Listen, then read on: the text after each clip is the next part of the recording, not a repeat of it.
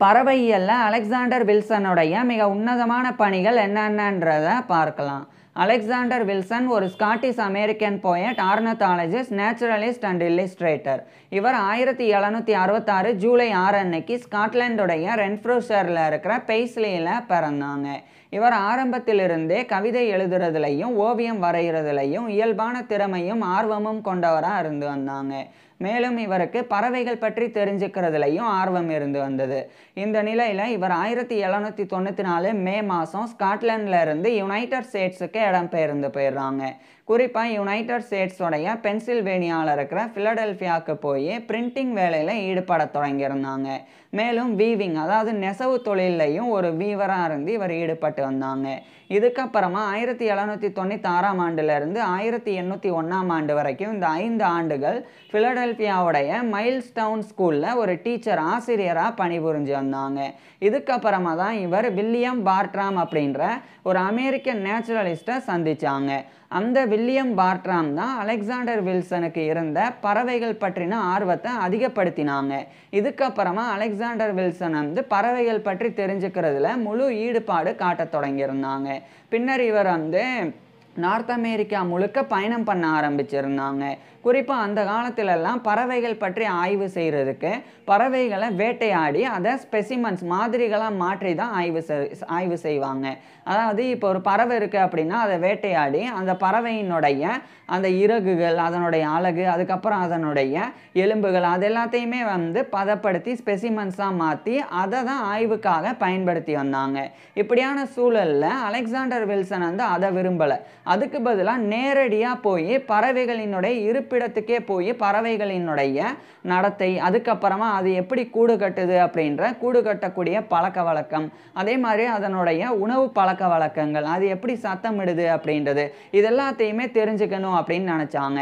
இதனால தான் இவர் நார்த் அமெரிக்கா முழுக்க பயணம் பண்ணாங்க. குறிப்பாக இவர் வந்து நார்த் அமெரிக்காவில் இருக்கக்கூடிய பல்வேறு வகையான பறவை இனங்களை பற்றி ரொம்ப விரிவாகவும் தெளிவாகவும் எழுதி வெளியிடணும் அப்படின்னு விரும்பினாங்க. அதுக்காக தான் இவர் வந்து பயணம் பண்ணாங்க. குறிப்பாக இவர் வந்து நடை பயணம் பண்ணாங்க, அதுக்கப்புறம் குதிரையில் பயணம் பண்ணாங்க, அதையும் தாண்டி படகு பயணம் பண்ணுறது அப்படின்னு பல்வேறு இடங்களுக்கு இவர் வந்து பயணம் பண்ணாங்க. குறிப்பாக அட்லாண்டிக் கோஸ்ட் அப்படின்ற அட்லாண்டிக் கடற்கரையில் ஆரம்பித்து மிசிசிப்பி ரிவர் அப்படின்ற அந்த நதியோரம் வரைக்கும் பல்வேறு இடங்களுக்கு இவர் வந்து பயணம் பண்ணாங்க. பயணம் பண்ணி பறவைகள் பற்றின எல்லா விஷயங்களையுமே நேரடியாக போய் தெரிஞ்சுக்கிட்டு வந்தாங்க. இப்படியே படிப்படியாக இவர் வந்து நூற்றுக்கணக்கான பறவை இனத்தை பற்றி பார்த்து அதை தெரிஞ்சுக்கிட்டு அதை பற்றி இவர் வந்து எழுதியும் வந்தாங்க. இதுக்கப்புறம் 1808 ஆண்டு American ornithology or the natural history of the United States அப்படின்ற டைட்டிலில் ஒரு புக்கை எழுதி இவர் வந்து அதனுடைய ஃபஸ்ட்டு வால்யூமை வெளியிட்டாங்க. அதில் இவர் வந்து நூற்றுக்கணக்கான பறவை இனங்களை பற்றி ரொம்ப தெளிவாக விளக்கியிருந்தாங்க. மேலும் அந்த பறவைகளை ஓவியமாகவும் வரைஞ்சி அந்த புத்தகத்தில் பிளேட்ஸாக வந்து பண்ணியிருந்தாங்க. பிளேட்ஸ் அப்படின்னா இப்போ ஒரு புக்கு இருக்குது, அந்த புக்கில் ஒரு பக்கம் எழுத்து இருக்குது, அதே இன்னொரு பக்கம் வந்து ஒரு ஓவியம் இருக்குது அப்படின்னா அந்த ஓவியம் இருக்கக்கூடிய பேப்பர், அதுதான் வந்து பிளேட்ஸ் அப்படின்னு அந்த காலத்தில் அழைக்கப்பட்டது. ஸோ அலெக்சாண்டர் வில்சன் வந்து புத்தகங்களில் நிறைய ஓவியங்களையும் வந்து பதிவேற்றினாங்க. குறிப்பாக இவர் பண்ண முக்கியமான விஷயம் என்னென்னா, பறவைகளை நேரடியாக பார்க்குறனால பறவைகளினுடைய உருவங்களை மிக துல்லியமாக வரைஞ்சாங்க. மேலும் பறவைகளை வெவ்வேறு பக்கங்கள்லேருந்து வரைஞ்சாங்க. அதாவது ஒரு பக்கம் இப்படி மட்டும் இருக்கிற மாதிரி பறவைகளை வரையாமல், பறவைகள் இப்படி ஆப்போசிட்டாக இப்படி இருக்கும்போது எப்படி இருக்கும், அது நேருக்கு நேராக இருக்கும்போது எப்படி இருக்கும், அது இந்த பக்கம் இருந்து பார்த்தா எப்படி இருக்கும் அப்படின்னு ஃபுல்லாக எல்லா டைமென்ஷனில் இருந்தும் அலெக்சாண்டர் வில்சன் பறவைகளை வரைஞ்சாங்க. அது மட்டும் இல்லாமல் ஒரே மாதிரியான சில பறவை இனங்கள் வந்து இருக்கும். அதாவது சில பறவை இனங்கள் வந்து பார்க்குறதுக்கு ஒரே மாதிரி இருக்கும். அதனுடைய டிஃபரன்சஸ் வந்து கண்டுபிடிக்கிறது சாதாரணமான விஷயம் கிடையாது. இப்போ வந்து ஒரு வகையான ஒரு கழுகு இருக்குது அப்படின்னு வச்சுக்குவோம். அந்த கழுகுக்கும் வேறு வகையான கழுகுக்கும் உள்ள வித்தியாசத்தை தெரிஞ்சுக்கிறதுக்கு அந்த 2 இன கழுகுகளும் ஒரே இடத்துல இருந்தால் தான் அதனுடைய வித்தியாசத்தை நம்மளால் வந்து உணர முடியும். அதுக்கு மாறாக ஃபஸ்ட்டு ஒரு கழுகு வந்து போகுது, அதுக்கப்புறம் வேற ஒரு கழுகினம் வந்து போகுது அப்படின்னா 2 கழுகும் ஒரே மாதிரி இருந்த மாதிரி தான் தோணும். அதனுடைய வித்தியாசத்தை உணர முடியாது.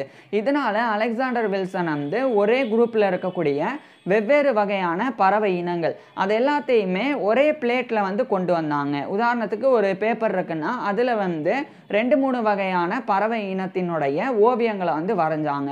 இப்படி பண்ணுறதன் மூலமாக இந்த 3 வெவ்வேறு இன பறவைகளை இவர் வந்து வரைஞ்சிருக்கார் அப்படின்னா அந்த 3 வெவ்வேறு பறவை இனங்களுக்கும் இடையில் உண்டான சின்ன சின்ன வித்தியாசங்களை பார்த்து அதை வந்து டிஃபரன்சியேட் பண்ணி தெரிஞ்சுக்க முடியும். ஏன்னா இந்த 3 பறவைகளையும் இவர் வந்து 3 வெவ்வேறு பறவை இனங்களையும் ஒரே இதில் வரைஞ்சிருக்கிறனால அதை பார்க்கும்போதே ஓரளவுக்கு வித்தியாசத்தை உணர முடியும். ஸோ அதுக்காக அலெக்சாண்டர் வில்சன் இந்த மாதிரி பண்ணி அந்த American ornithology or the natural history of the United States அப்படின்ற American ornithology or the natural history of the birds of the United States, அதுதான் ஃபுல் கரெக்டான டைட்டில். அந்த புக்கினுடைய ஃபர்ஸ்ட் வால்யூமை அவர் வந்து வெளியிட்டாங்க. அதுக்கப்புறமா அடுத்தடுத்த வால்யூமை அதே புக்கு அமெரிக்கன் ஆர்னத்தாலஜி புக்கை வந்து தொடர்ச்சியாக அலெக்சாண்டர் வில்சன் வந்து எழுதி வெளியிட்டு வந்தாங்க. கிட்டத்தட்ட இவர் வந்து 268 ஸ்பீசிஸ் பேர்ட் ஸ்பீசிஸ் பற்றி இவர் வந்து விளக்கியிருந்தாங்க. அதாவது இப்போ ஒரு வகையான பறவை இனம் இருக்குது அப்படின்னா அந்த பறவை இனம் வந்து எப்படி நடந்துக்கும், அதனுடைய பிஹேவியர், அதேமாதிரி அதனுடைய நெஸ்ட் ஹேபிட்ஸ், அதாவது நெஸ்டிங் ஹேபிட்ஸ் அப்படின்னா அது கூடு கட்டக்கூடிய பழக்க வழக்கம் அது எப்படி இருக்கும், எந்த மாதிரியான கூடு கட்டும், அதே மாதிரி அதனுடைய டயட்ஸ் உணவு பழக்க வழக்கம் என்ன மாதிரியான உணவுகளை சாப்பிடும், அது வந்து விதைகளை சாப்பிடுமா பூச்சிகளை சாப்பிடுமா, அதே மாதிரி அந்த பறவை இனம் வந்து எப்படி சத்தமிடும், அது வந்து பாட்டு பாடுற மாதிரி அந்த சத்தம் இருக்குமா அல்லது காகம் மாதிரி கரைகிற மாதிரி சத்தம் இருக்குமா அப்படின்னு எல்லா விஷயங்களையுமே அலெக்சாண்டர் வில்சன் வந்து ரொம்ப தெளிவாக ஒவ்வொரு பறவை இனத்தை பற்றியும் எழுதியிருப்பாங்க. இதனால அந்த அமெரிக்கன் ஆர்னத்தாலஜி புத்தகத்தை வாங்கி படித்தாலே இப்போ ஒரு குறிப்பிட்ட பறவையை பற்றி குறிப்பிட்ட ஒரு சிட்டுக்குருவியை பற்றி இவர் எழுதியிருக்கிறார், அதை படமாகவும் வரைஞ்சிருக்கார் அப்படின்னா அந்த படத்தை பார்த்து அதை எல்லாத்தையும் படிச்சுட்டா போதும். அதுக்கப்புறம் வேற எங்கேயா போகும்போது அந்த சிட்டுக்குருவியை பார்த்தா அது என்ன இனம் அப்படின்றத ரொம்ப துல்லியமாக சாதாரண மனிதர்கள் கூட தெரிஞ்சுக்க முடியும். அப்படியான விஷயங்களை தான் அலெக்சாண்டர் வில்சன் வந்து பண்ணாங்க. இது மட்டும் இல்லாமல் அலெக்சாண்டர் வில்சன் வந்து இன்னும் பல விஷயங்களை வந்து பண்ணியிருந்தாங்க. குறிப்பாக அந்த காலத்தில் நிறைய விதமான தவறான புரிதல்கள் இருந்தது. குறிப்பாக ஸ்வாலோஸ் அப்படின்னு ஒரு வகையான பறவைகள் இருக்குது. அந்த பறவைகள் வந்து இந்த குளிர்காலத்தில் மட்டும்தான் இங்கே இருக்குது. வெயில் காலத்தில் வந்து அது வந்து சேற்றுக்கு அடியில் போய் உறைஞ்சி போயிடும். வெயில் காலம் முடிஞ்ச பிறகு மறுபடியும் சேற்றிலிருந்து வெளியே வந்துடும் அப்படின்ற நம்பிக்கை அந்த காலத்தில் பரவலாக இருந்து வந்தது. அதையே நிறைய பறவையியலாளர்கள் ஏற்றுக்கொண்டு இருந்தாங்க. எதனால் அப்படின்னா நிறைய பேர் வந்து அந்த சேறுகளில் சில இறந்த பறவைகளை பார்க்க முடிஞ்சது, அந்த ஸ்வாலோஸ் அப்படின்ற பறவைகளை. இதனால் அந்த பறவைகள் வந்து சேற்றுக்குள்ளே உறைஞ்சு போயிடும். அது வந்து மீன் பிடிக்கும்போது அப்போல்லாம் இறந்து மாட்டினது. ஸோ அதனால் அது வந்து சேற்றுக்குள்ளே போய் உறைஞ்சு போயிடும் வெயில் காலம் முழுக்க. அதுக்கப்புறம் குளிர்காலம் வந்த உடனே வெளியே வந்துடும் அப்படின்னு தான் நம்பினாங்க. ஆனால் அலெக்சாண்டர் வில்சன் வந்து இதை அப்படியே ஏற்றுக்கலை. அதுக்கு மாறாக நேரடியாக அந்த ஸ்வாலோஸ் பறவைகள் இருக்கக்கூடிய இடத்துக்கே போய் அது உண்மையிலேயே அப்படி தான் வந்து இருக்கா அப்படின்னு சொல்லி பார்த்தாங்க. குளிர்காலம் முழுக்க பார்த்து வெயில் காலத்தில் அது என்ன பண்ணுது அப்படின்னு பார்த்தாங்க. அப்போ தான் அந்த ஸ்வாலோஸ் அப்படின்ற பறவைகள் வந்து வெயில் காலத்தில் அந்த ஒரு குறிப்பிட்ட பகுதியிலிருந்து வெளியேறி வேற ஒரு பக்கம் சவுத்து பக்கம் நோக்கி போயிடுது. ஸோ வெயில் இருக்கக்கூடிய இடத்துலேருந்து குளிர்ந்த பகுதியை நோக்கி அது போயிடுது. மறுபடியும் வெயில் காலம் முடிஞ்ச பிறகு அதே பறவைகள் திரும்பி அதே இடத்துக்கு வந்துடுது. இதை அலெக்சாண்டர் வில்சன் பார்த்தாங்க. ஸோ இதுதான் மைக்ரேஷன் அப்படின்றது, ஒரு இடத்துல இருந்து இன்னொரு இடத்துக்கு இடம் பெயர்ந்து போகிறது. ஸோ அதை பார்த்த பிறகு தான் அலெக்சாண்டர் வில்சன் வந்து அந்த ஒரு மித்தை வந்து உடைச்சாங்க. ஸ்வாலோஸ் பறவைகள் வந்து சேற்றுக்கு அடியில் போய் உறைஞ்செல்லாம் இருக்காது. வெயில் காலத்தில் அது வேற ஒரு இடத்த நோக்கி போயிடுது. மறுபடியும் வெயில் காலம் முடிஞ்ச உடனே இதே இடத்துக்கு வந்துடுது அப்படின்றத தெளிவுபடுத்தினாங்க. மேலும் ஏதாவது ஒரு பறவை தண்ணியில் விழுந்து இறந்துருச்சு அப்படின்னா அதுதான் மீன் பிடிக்கும் போது மாட்டுது. ஸோ அதை பார்த்துட்டு நம்ம வந்து இதுக்குள்ளே தான் இந்த ஸ்வாலோஸ் பறவைகள் இருந்தது அப்படின்னு எடுத்துக்கக்கூடாது. இந்த மாதிரியான பல விஷயங்களை நான் ஒன்று தான் சொன்னேன். இந்த மாதிரி பல விஷயங்கள் அப்போ இருந்த நம்பிக்கைகள் எல்லாம் அலெக்சாண்டர் வில்சன் வந்து பொய்யாக்கி எது உண்மையோ அதை வந்து தெரிவித்தாங்க.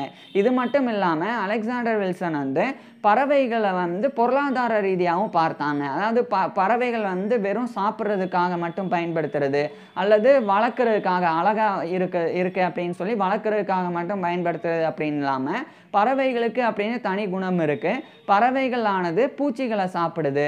அதே மாதிரி பறவைகள் வந்து களைகளை, இந்த பயிர்களுக்கு இடையில் வளர்ந்துருக்கக்கூடிய களைகள், அதை வந்து சில பறவைகள் சாப்பிடுது. இப்படி இருக்கிறனால பறவைகள் ரொம்ப அவசியமானது. பறவைகளை அழிச்சிட்டே வந்தோம் அப்படின்னா, அப்போ இந்த பூச்சிகள் வந்து அழியாது. பூச்சிகள் அழியலைன்னா விவசாயத்தின் போது பயிர்கள் நாசமாகும். அதே மாதிரி களைகள் அதிகமாக வளர்ந்தது அப்படின்னா, அதை நம்ம கையாலேயே பிடுங்குற மாதிரி இருக்கும். ஸோ இது எல்லாத்தையும் தாண்டி பறவைகள் இருந்தது அப்படின்னா, அதுவே வந்து இந்த வேலைகளெல்லாம் பார்த்துரும். ஸோ அந்த பளு சுமையை வந்து குறைக்கும். அந்த பயிர்கள் அழிஞ்சு போகிறத தடுக்கிறதன் மூலமாக உணவு தானிய உற்பத்திகளினுடைய அளவு வந்து அதிகரிக்கும். இதனால் பொருளாதாரம் உயரும். இந்த விஷயத்தையும் அலெக்சாண்டர் வில்சன் தான் முதல் முறையாக இப்படியான ஒரு கண்ணோட்டத்தோட இவர் வந்து பார்த்து அதை வந்து விளக்கியிருந்தாங்க. இதையும் கடந்து அலெக்சாண்டர் வில்சன் வந்து இன்னும் சில விஷயங்கள் சொன்னாங்க. பறவைகளை வந்து கலாச்சார ரீதியாக பார்க்கணும். சும்மா வந்து பறவைகள் அப்படின்னு இல்லாமல் இந்த அமெரிக்காவினுடைய நிலப்பரப்பு, அதனுடைய அந்த இயற்கை வளம், பறவைகள் இதெல்லாமே வந்து அமெரிக்காவினுடைய கலாச்சார அடையாளங்கள் அப்படின்றதையும் அலெக்சாண்டர் வில்சன் வந்து சொன்னாங்க. இதுக்கப்புறம் இவர் வந்து 268 ஸ்பீசிஸை வந்து விளக்கியிருந்தாங்க அப்படின்னு சொன்னேன். அப்படி விளக்கி அமெரிக்கன் ஆர்னத்தாலஜியோடைய 9 வால்யூம்ஸை 1813 வரைக்கும் இவர் வந்து வெளியிட்டிருந்தாங்க.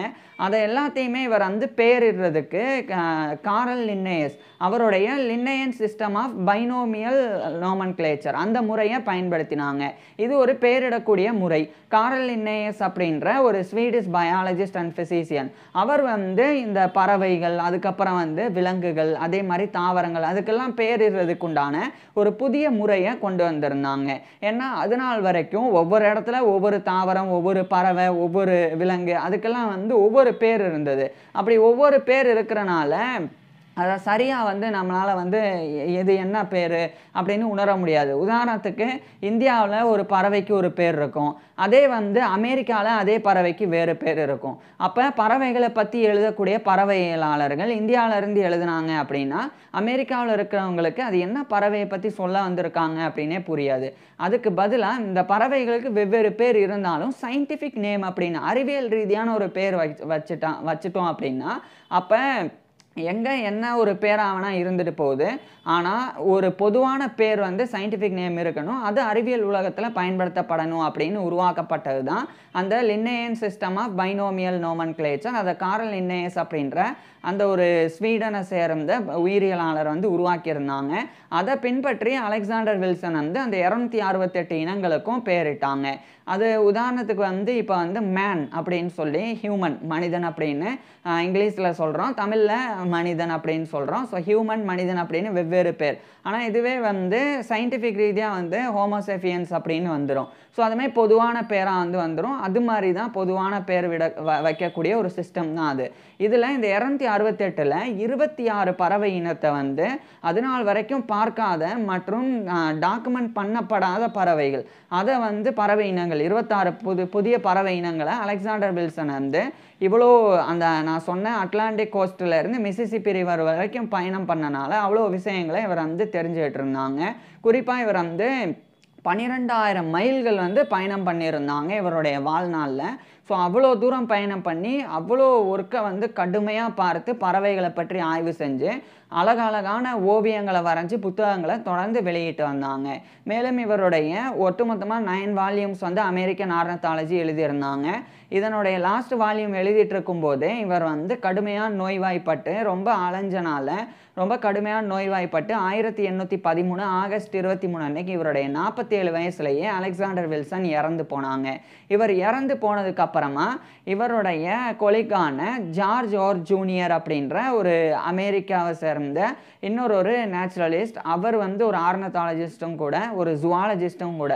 ஸோ அந்த ஒரு நபர் வந்து அலெக்சாண்டர் வில்சனுடைய அமெரிக்கன் ஆர்னத்தாலஜி புத்தகம் அதை வந்து கம்ப்ளீட் பண்ணாங்க. அடுத்த வால்யூம் எழுதி 1814 இவருடைய இறப்புக்கு பிறகு வெளியிட்டாங்க. ஸோ அலெக்சாண்டர் வில்சன் வந்து அமெரிக்கன் ஆர்னத்தாலஜியில் நீங்காத ஒரு இடத்த பிடிச்சிருக்கிறாங்க. இதனால தான் இவர் வந்து ஃபாதர் ஆஃப் அமெரிக்கன் ஆர்னத்தாலஜி, அதாவது அமெரிக்க பறவையியலின் தந்தை அப்படின்னு கொண்டாடப்படுறாங்க. இருப்பினும் இவர் வாழ்ந்த காலத்திலேயோ இவர் இறந்த கொஞ்ச காலத்திலேயோ இவர் வந்து அந்தளவுக்கு போற்றப்படலை. ஏன்னா ஜான் ஜேம்ஸ் ஆடுவான் அப்படின்னு சொல்லி ஒரு ஃப்ரெஞ்ச் அமெரிக்கன் ஆர்னத்தாலஜிஸ்ட், அவர் ஒரு ஆர்டிஸ்ட்டும் கூட, அவர் வந்து பிரபலமானாங்க. அவர் பெரிய பெரிய ஓவியங்கள் பறவைகள் எல்லாம் வரைகிறதுல ரொம்ப ஃபேமஸ் ஆகி அவர் ரொம்ப ஃபேமஸான ஒரு நேச்சுரலிஸ்ட்டாக இருந்து வந்தாங்க. இதனால அவர் வந்து அலெக்சாண்டர் வில்சனை வந்து மறைச்ச மாதிரி ஆயிடுச்சு. இருப்பினும் காலப்போக்கில் அலெக்சாண்டர் வில்சனுடைய அந்த முக்கியத்துவம் வந்து தெரிய வந்தது. இதனால இவருடைய பேரில் நிறைய பறவை இனங்களுக்கு பெயரிடப்பட்டது. குறிப்பாக வந்து வில்சன்ஸ் வார்ப்லர் அப்படின்னு சொல்லி ஒரு பறவை இனத்துக்கு பெயரிடப்பட்டது. அதே மாதிரி வில்சன்ஸ் பவுலர் அப்படின்னு சொல்லி இன்னொரு பறவை இனத்துக்கு பெயரிடப்பட்டது. இதையும் தாண்டி வில்சன் ஆர்னத்தாலஜிக்கல் சொசைட்டி அப்படின்னு சொல்லி அலெக்சாண்டர் வில்சனுடைய பேர்லேயே ஒரு பறவையியல் சங்கமும் நிறுவப்பட்டது. இதையும் கடந்து எண்ணில் அடங்காத கௌரவங்கள் இவருடைய இறப்புக்கு பிறகு இவருக்கு கிடைச்சிருக்கு. ஸோ இப்பேற்பட்ட அலெக்சாண்டர் வில்சன் பற்றி நீங்கள் என்ன நினைக்கிறீங்க அப்படின்றத கீழே கமெண்ட்ஸில் சொல்லுங்கள். இதே மாதிரி ஜான் கோல்ட் அப்படின்னு சொல்லி ஒரு பறவையியலாளர், அவர் பறவையியலுக்கு ஆற்றின பங்களிப்புகள் பற்றி ரொம்ப தெளிவாக நான் ஏற்கனவே ஃபுல் டீட்டெயிலாக பேசியிருக்கேன். அதை பார்க்குறதுக்கு கீழே டிஸ்கிரிப்ஷனில் லிங்க் கொடுத்துருக்குறேன், கட்டாயமாக பாருங்கள். தேங்க்யூ.